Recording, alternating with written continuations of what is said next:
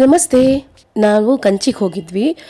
So ಅಲ್ಲಿ ಅಮ್ಮನವ್ರ ಬ್ರಹ್ಮೋತ್ಸವ ನಡೀತಾ ಇತ್ತು. ನಾವು ಹೋದ ಟೈಮಲ್ಲಿ ಬಹಳ ಖುಷಿ ಅನ್ನಿಸ್ತು. ನೋಡಬೇಕಾಗಿತ್ತು ಆ ವಿಜೃಂಭಣೆ, ಆ ಮೆರವಣಿಗೆ ಎಲ್ಲ ಬಹಳ ಡಿಫ್ರೆಂಟಾಗಿರುತ್ತೆ ತಮಿಳ್ನಾಡು ಎಲ್ಲ. ಸೊ ಇದು ನಾವು ಬೆಳಗಿನ ಜಾವ 4:15ಗೆ ಅಮ್ಮಂಗೆ ಪೂಜೆ ಕೊಟ್ಟಿದ್ವಿ ಅಭಿಷೇಕಕ್ಕೆ. Per head 1000 rupees. But 1 hour ಅಮ್ಮನ ಹತ್ರ ಕೂಡಿಸ್ತಾರೆ. ಬೇರೆ ಯಾವ ಟೈಮಲ್ಲಿ ನಮ್ಗಲ್ಲ ಅದು ಅವಕಾಶ ಇರಲ್ಲ. ಬೆಳಗಿನ ಜಾವ ಇದಂತೂ ಬೆಳಗಿನ ಜಾವ 4:15 ಹೋಗಿದ್ವಿ. 4:15 4:45 ಸ್ಟಾರ್ಟ್ ಆಗುತ್ತೆ. ಅಲ್ಲೆಲ್ಲ ಬರ್ಕೊಂಡು ಸಂಕಲ್ಪ ಮಾಡಿ ಶುರು ಮಾಡೋದು 5 ಗಂಟೆಗೆಲ್ಲ ಶುರು ಮಾಡ್ತಾರೆ. ಸೊ ನಾವು 4:15ಗೆಲ್ಲ ಅಲ್ಲಿ ಇರಬೇಕು ದೇವಸ್ಥಾನದಲ್ಲಿ.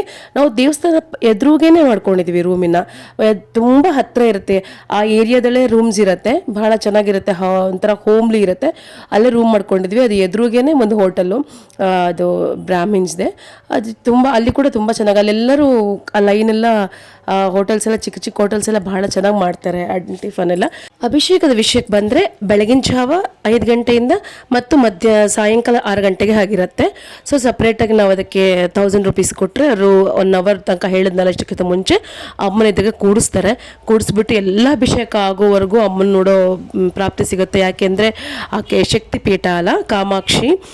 ಅಭಿಷೇಕದಿಂದ ಪ್ರಾರಂಭ ಮಾಡಿಕೊಂಡು ಪಂಚಾಮೃತ ಅಭಿಷೇಕ ಮಾಡಿ ಅಲಂಕಾರ ಮಾಡಿ ಮಹಾಮಂಗಳಾರತಿ ಆಗೋವರೆಗೂ ಕೂಡಿಸ್ತಾರೆ. ಯಾಕೆ ಇನ್ಫಾರ್ಮೇಷನ್ ಕೊಟ್ಟೆ ಅಂದರೆ ಯಾರಾದರೂ ಹೋಗೋರಿಗೆ ಇದು ಈಸಿ ಆಗುತ್ತೆ. 1000 ರುಪೀಸ್ ಏನು ಕಷ್ಟ ಆಗಲ್ವಲ್ಲ, ಕೊಟ್ಟು ಅಷ್ಟೊತ್ತು ಅಮ್ಮನ ನೋಡೋ ಭಾಗ್ಯ ಸಿಗತ್ತೆ.